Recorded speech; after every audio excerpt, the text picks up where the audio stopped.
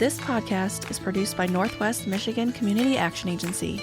The Collective Us, an NMCAA podcast, focuses on inspiring you through stories of those we've helped through our programming or by linking local resources to community members in need.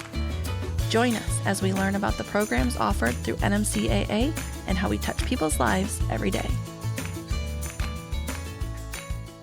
Welcome back to The Collective Us. I'm Erica. And I am Ryan, and it's good to be back here with you in the studio.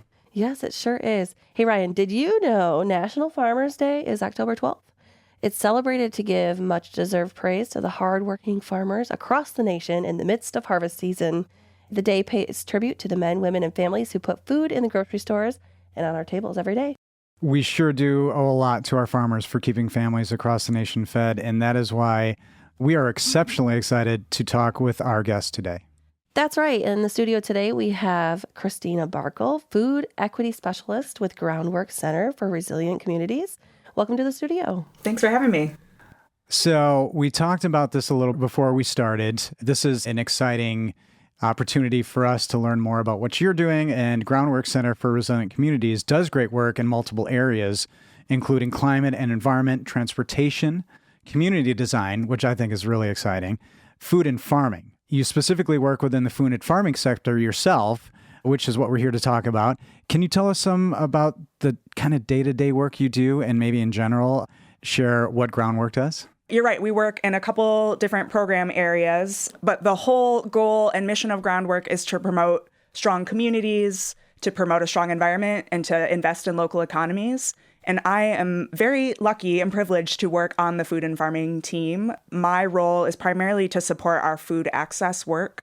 So that means supporting different programs and initiatives and advocacy that helps all people in our community be able to access healthy food. Okay, healthy food. So that's a topic that, is it clearly defined?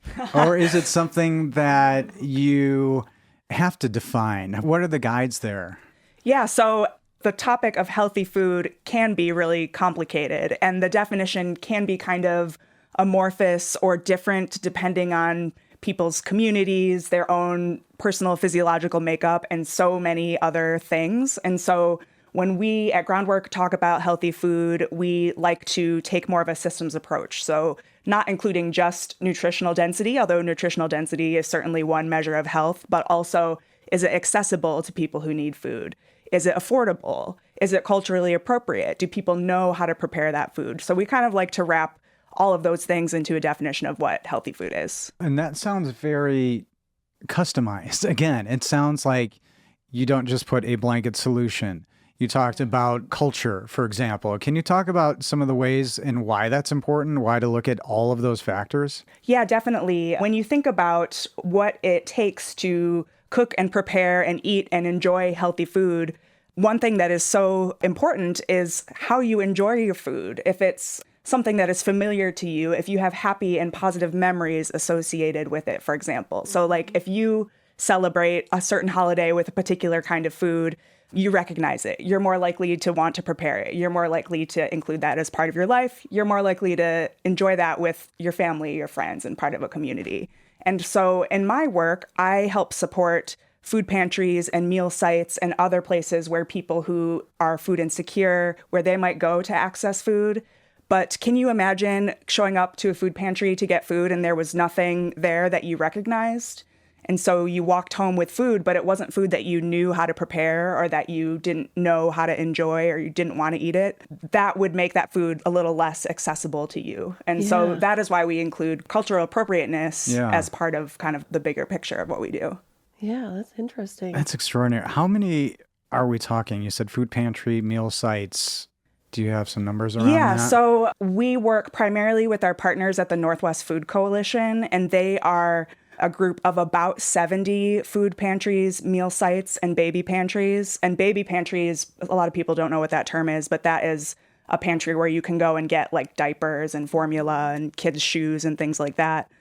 The coalition spreads across the 6-county region, and there's about 70 members in that coalition. I'm curious, I know with NMCAA, we have a 10-county region that we serve. Do you know the counties off the top of your head? Let me try. Okay. Leelanau, Benzie, Grand Traverse, Manistee, Kalkaska, and Antrim County. So maybe that's 7. Maybe it's not Manistee. Well, we'll get the research team to look back at the tape on that and see whether it was 6 or 7. Yeah. But it's a lot. Yeah. What kind of team do you have helping this mission along? Yeah, so it's a little bit complex in that there's a lot of collaboration and different partners involved in what I do, and Groundwork is a piece of that. We also work closely with Food Rescue, which is a program of Goodwill Northern Michigan.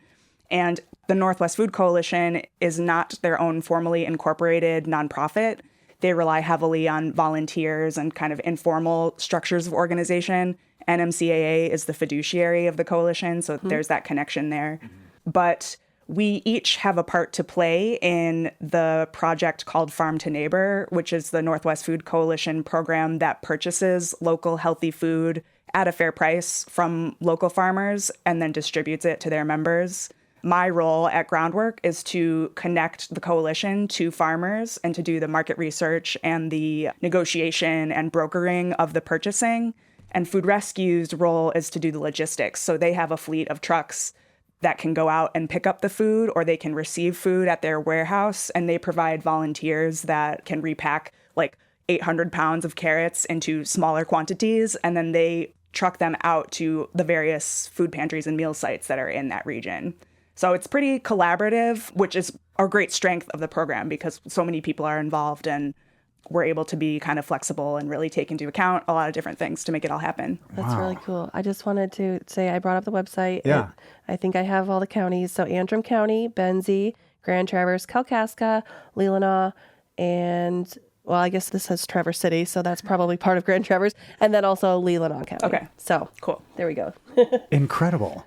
Well, you talked about some of the aspects of your daily role, because NMCAA is a part of the Northwest Michigan Food Coalition, and the Food Coalition's mission is to empower the member food programs by coordinating, creating resources to achieve that regional food security. And a part of your role is at purchasing. So there's a lot of technicals in what you have to do. And your part in that 2 parts of the pieces that you play seems very technical and very clerical. So you have a lot of that aspect too. Can you talk more about that purchasing piece and what you need to do and what's around that? Sure, yeah. So I should back up a little bit and say that the Farm to Neighbor program was founded in 2018. And that is the year that the coalition decided to start raising money for the purpose of purchasing fresh fruits and vegetables to distribute to their members. And as I said before, they don't have a lot of internal capacity. And so that is why they approached Groundwork, because they knew that Groundwork had a long history of farmer support and farm to school work, and that the organization had the connections to the food system and the expertise and the relationships to kind of help that sort of purchasing. And prior to my role at Groundwork, I was a full-time vegetable farmer in Leelanau County. I sold produce at the farmers market for many years, in the Sarah Hardy Farmers Market. We had a CSA. So it was really a good chance for me to kind of use that knowledge and help build this program on behalf of the coalition. Just like real knowledge, practical knowledge. Yes, because the members of the coalition, they wanted to do local food purchasing, but they didn't know such things like what is a fair market price, what fruits and vegetables are in season and when, who is growing them. And so I was brought on first as a contractor to help support this purchasing and to kind of do that market research. And in 2019, when I started, the coalition was spending like maybe $10,000 a year on local food. And it's a long story. We can get into a lot of how that has grown so much as a result of COVID and more funding opportunities. But this year, they're on track to spend $275,000 on local food. So we have really, as a group, been able to expand the capacity of the program in a really beautiful way, because it's a pretty significant investment in our local food economy, and it gets a lot of healthy food to people who need it. So to answer your original question of the day-to-day, a lot of my time is spent talking to farmers and doing farmer outreach. So I'm on my phone a lot, calling farmers, texting, visiting the farmers markets, letting them know that, hey, we have money to buy food from you. What kind of produce do you have? Can you grow wholesale? What kind of prices do you want for your goods? So like kind of doing some of that market research. And then I also help facilitate on the coalition ends their decision-making process, because the funds and the decisions are all the coalition's. It's not Food Rescue's decision or it's not Groundwork's decision on what they should buy and when. So we have helped them create kind of a governance system where there's a committee of folks who are coalition members that collectively decide what they want to purchase and for at what price. So I do a lot of translating back and forth of like information from the farmers, bring it to the food pantries, let them talk about it, kind of answer any questions they have or give them advice, and then bring that back to the farmers. It's really cool. I love connecting those groups of people. And so occasionally I get to visit farms. That's really fun. It's cool to be at the Food Rescue warehouse when produce is coming in. So I try to balance my time between just like spreadsheets and phone calls and stuff and like actually getting out there and seeing it all happen. You seem to have to just bifurcate yourself and wear different specific hats. Mm-hmm. But you said what you said really beautifully, but there was a lot also what sounded like there could be bureaucracy within a framework, though, of you on the ground connecting people. Mm-hmm. You know what I mean? There are things that have to happen, but what you said, a lot of it had to do with people wanting to do the right thing together, right? So you have the stuff you have to do, but at the core of it, you are getting that knowledge with the farmers. Yeah. Mm-hmm. In the right way, but process has to happen, right? And things I am really a big believer in responsible stewardship of resources. So I want to make sure that the coalition is making good decisions with the money that they have. And I also am a big believer in supporting and investing in farmers. So I want to make sure the farmers also get a fair shake and that they are getting something out of this too. And so kind of holding all of that, because there is a natural tension between the food pantries that want to understandably get the highest value that they can out of a product versus a farm who, like, no farmer is getting rich selling vegetables in this region. They often don't charge very much for their product, but they want to charge what they can. And so I kind of hold all of that tension and help them come to an agreement, a business agreement that allows this food to go to the food pantries. Wow.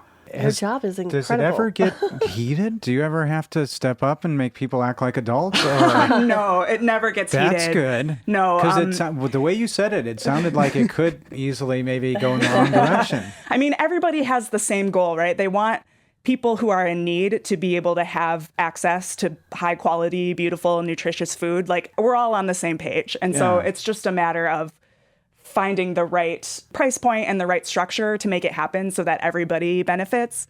And farmers especially, they've been donating food to Food Rescue and to food pantries for years and years and years. Farmers are so generous. They've been donating forever. And so now that they have the opportunity to get paid something for their product, I mean, that's just a great improvement. And they're so excited to make it happen. And so I have farmers who are willing to give the coalition great deals. And, it's just good working together. People understand. They're on the same page. It never gets too heated.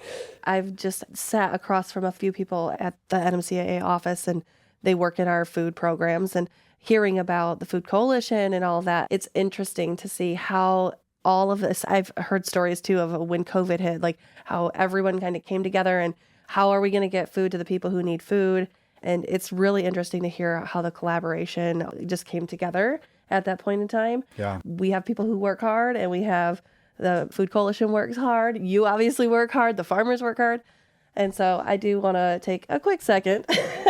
Oh, speaking of working hard. Yeah, speaking of working hard, I want to take a second to once again recognize some incredible employees at NMCAA. These employees have been with us for over 20 years. Oh, boy. So we first have Cheryl Waklowski. I hope I got that right. She's been with us for 22 years. Shirley Bowman has been with us for 22 years.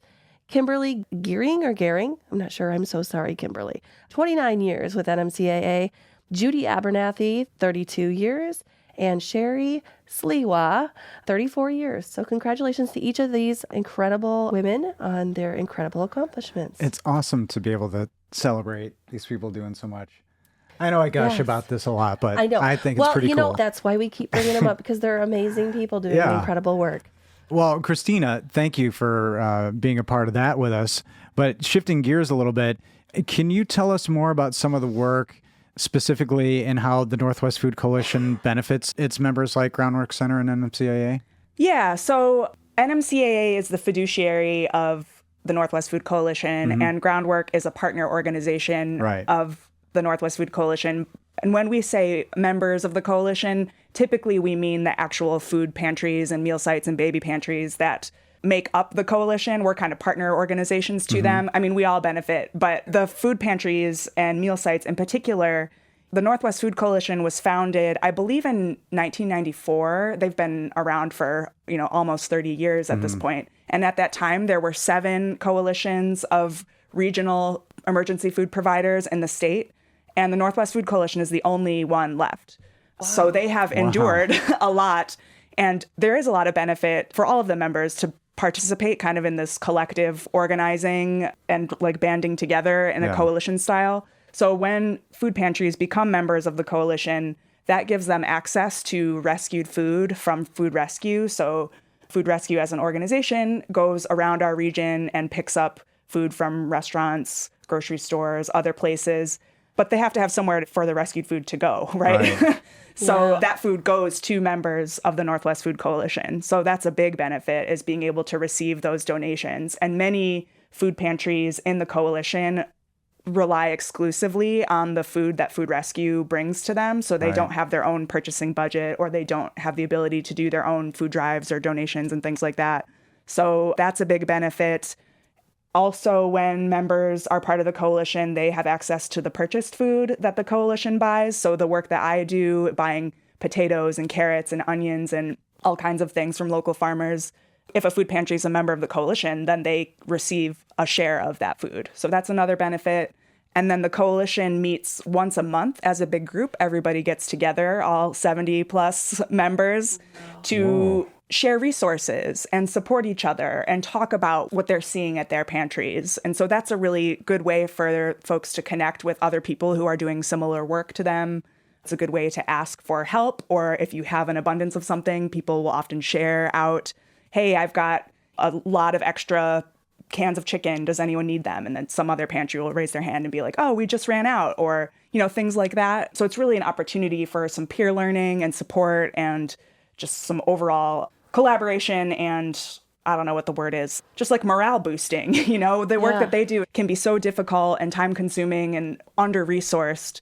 It's hard to do it by yourself. When they are part of this coalition, they can get together and support each other and kind of all move together collectively towards the goal of ending food insecurity in our region. Right.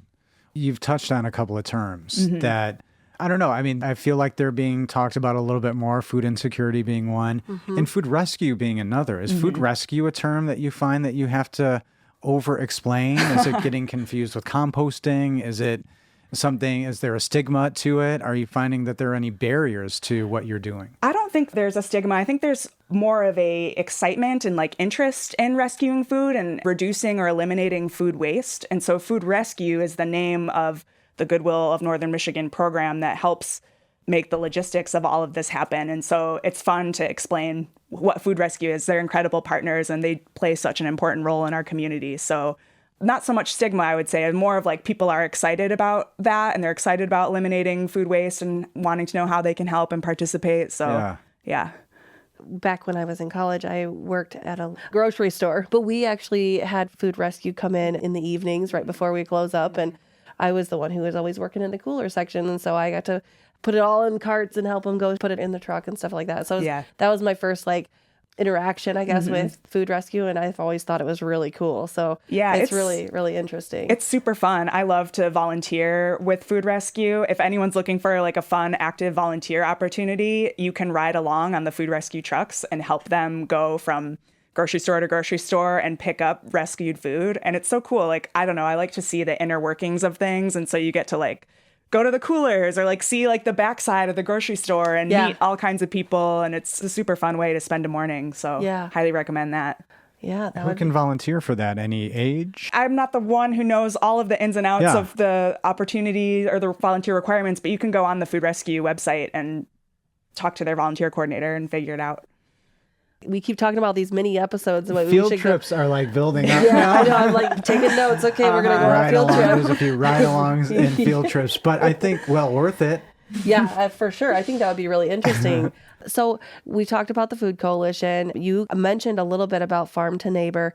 I'm not super familiar with the program itself. Can you tell us more about that program and kind of how it all works? Yeah. So as I said before, this is a Northwest Food Coalition program that was started in 2018. And the goal is to have the coalition collectively raise money so that they can collectively purchase healthy food from local farms to distribute to their members. So before I was talking about how coalition members can receive rescued food from Food Rescue, and they can also do their own food drives or accept their own donations or things.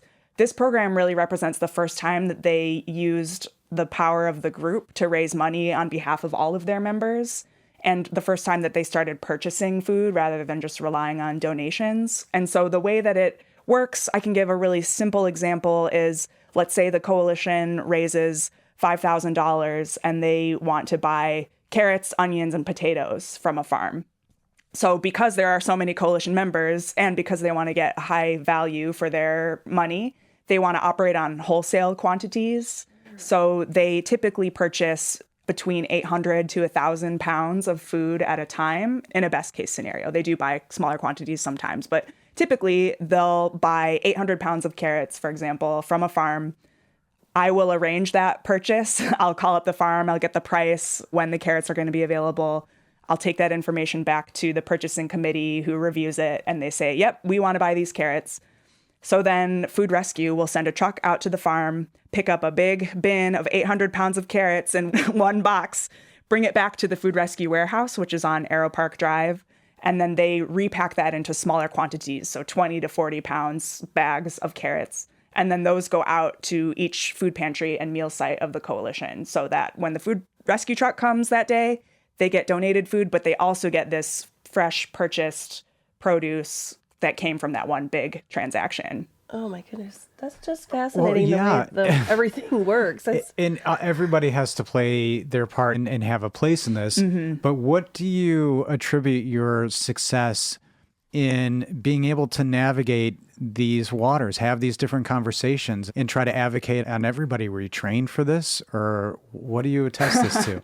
No, I wasn't trained for it. We all kind of figured it out as we went along, and we're still figuring it out as we go along. But I think relationship building has been really important, and also moving at the speed of trust and collaboration versus just trying to get the best deal or the easiest logistical order together.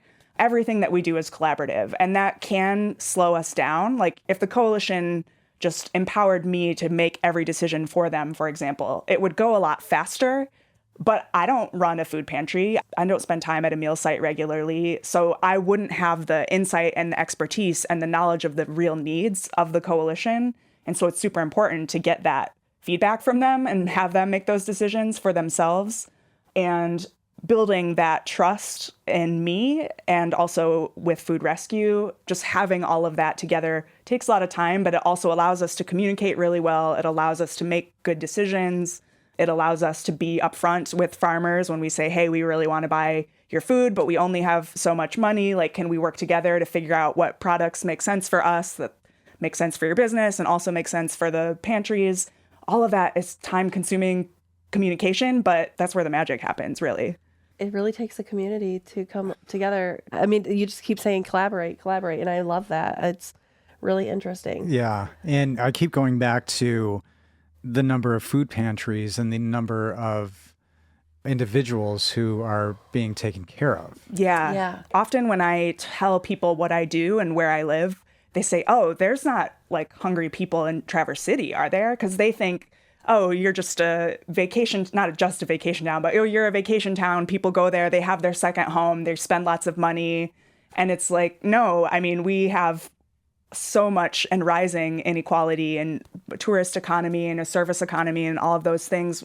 On top of that, you know, rising medical costs and the affordable housing crisis. I mean, there are so many things that contribute to food insecurity in our community. Yeah. And something that really motivates me as well as motivates the Northwest Food Coalition in doing this kind of purchasing work is that they really want to elevate the nutritional quality of the food that people are able to access. And so because of this purchasing program, someone who needs food can walk into a food pantry and there's the same organic carrots that they sell at Oriana the same carrots are also at a food pantry. And so it creates a really dignified experience where somebody can go get something that's super high quality and then feel cared for because they know they came from a local farm.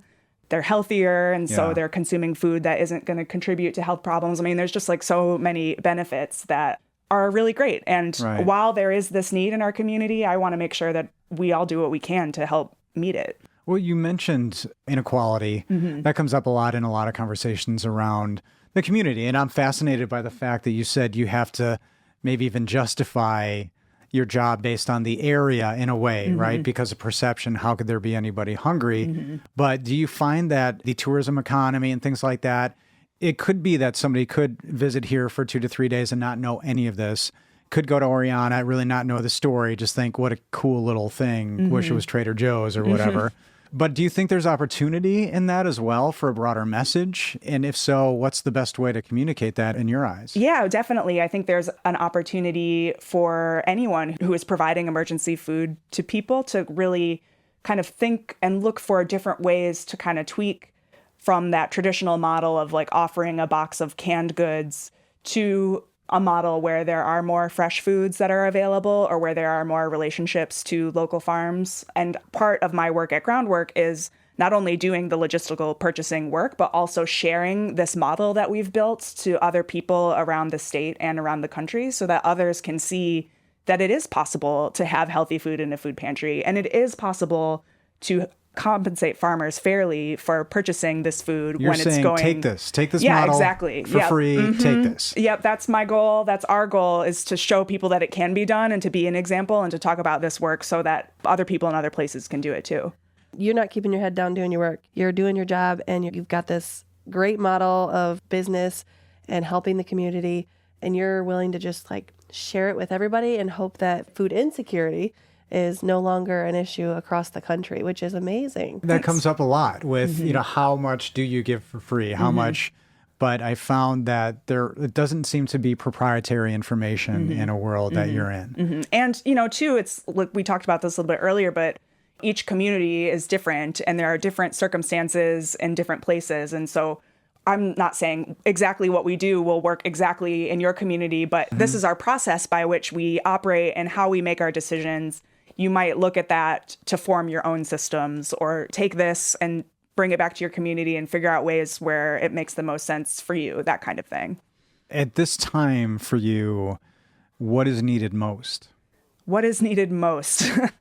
I mean, I think that continued awareness about food insecurity in our community is certainly helpful.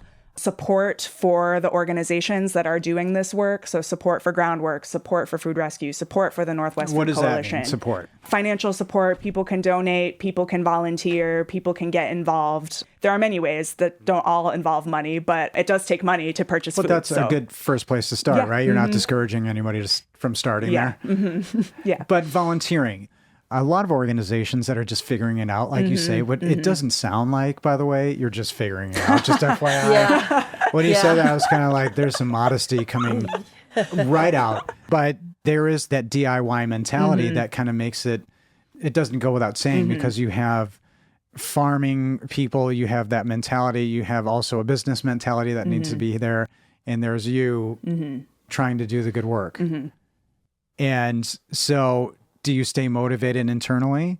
How do you deal with the bad days? How do you deal on the days when... I'm glad you asked that because so much of what we do, we classify as systems change work, which is not only just like putting healthy food in someone's basket, but also advocating for and creating the broader social conditions that make it so that people don't go hungry in the first place. And that takes a lot of time. And I have a lot of internal motivation just based on my farming background. And I love farming. I love cooking. I really believe everyone eats and that it can be such an important part of everybody's life. And when I was a farmer selling really beautiful, expensive produce, it always bothered me that it seemed like only people who were wealthy could afford the food that we had. And also like I wasn't making any money doing it because farming is so difficult financially. You work so hard for so little and that kind of thing. And so when I had the opportunity to do the work that I do now, I was very excited to be able to be just a part of bringing this high quality, healthy food to people who need it in a way that's economically beneficial to farmers too. So when things get hard, I like to reflect on some little successes and things. I am so lucky I get to hear from people who run food pantries how meaningful the food is to the people who come to get it. Someone at a food pantry just recently told us a story about a man who was going through a divorce and a custody battle, and he lost his job, and he was just so down on his luck. And he told the food pantry person, like, I have always been able to afford food. Like, I never thought that I would be in a position where I wasn't able to buy my food, but I am now in a circumstance where I came to your food pantry and I saw fresh cherries there. And I had just told my kids that we couldn't buy those cherries because they were too expensive at the store. But I was able to get these cherries and share them with my kids and have like one moment that felt normal when our life was turned upside down and when he was struggling so much. And so I hear stories like that, and it's just like makes every bad day worth it, because I know that it's really making a difference to people who are struggling. It's the face of that dad, or it could be a mom, could be anybody on their own, saying life doesn't have to be over. And that's something that makes a 5-hour meeting online or looking at spreadsheets for a full day worth it, right? Yes. Because it is a small community, but some of those stories go maybe unheard. Do you think about the people who aren't reaching out, and maybe what would you say to them? Oh, yeah, definitely. I mean, I would say to people who aren't reaching out, the Northwest Food Coalition is there to help you. You can go on their website and look. There's a list and a map of all the resources that are available to you to find food, and that people want to help. They don't want to judge you. They're not going to judge you. They just want to make sure that you're fed. So go ask for help. It's okay. We're here.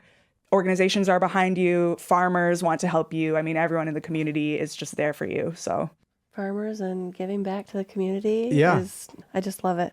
Whether it's with the Food Coalition or Groundworks, what's the best way to get in contact with you? What would be the best way to contact if someone's interested in reaching out regarding either volunteering, donating?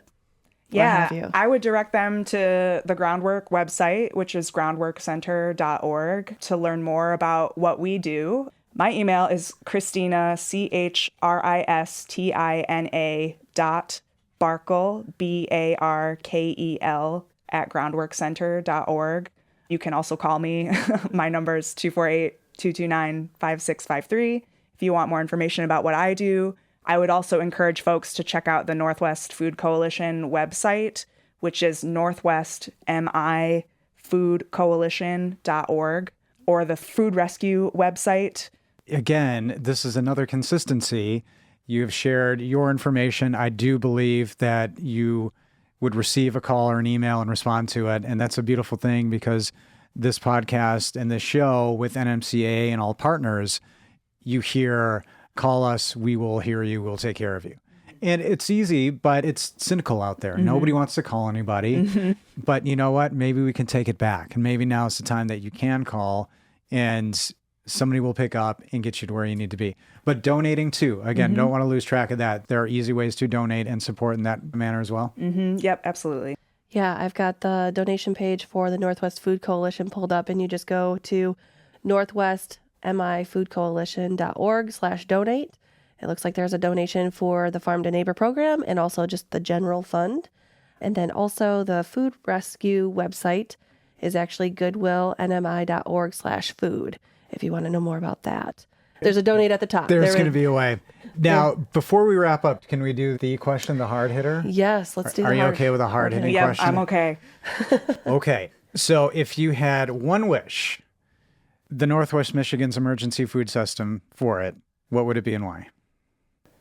Oh my gosh. And it can be realistic or it can be fantastical, either way. Well, I don't know. I would love to put myself out of a job. I would love for the emergency food provider network to not exist anymore, because everybody in our community has access to and can afford to and prepare as much healthy, beautiful, nutritious, quality, culturally appropriate food as they want. So that would be my wish. I love that.